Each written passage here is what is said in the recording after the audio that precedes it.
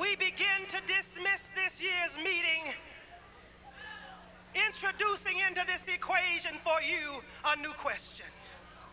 In light of God's action in the world, in light of the fact that if God is consistent, that God always has a way of using the down and out to speak to the up and in.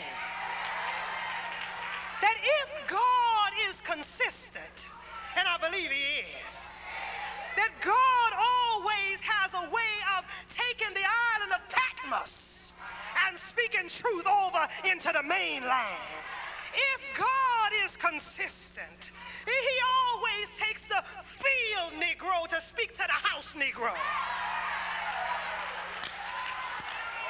If God is consistent, I said, he'll take somebody out in the outhouse and use them to address your house, the White House, and anybody else. I say, if God is consistent, the same God who will tell Moses to go down and tell old Pharaoh, I said, let my people go. If God is consistent, then in 1993, God would take the most unlikely.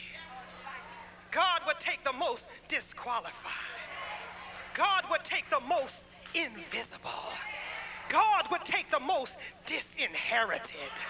God would take the last and turn around and make them first. If God is consistent, he would look in the bowels of society, and I believe he'd call up a black woman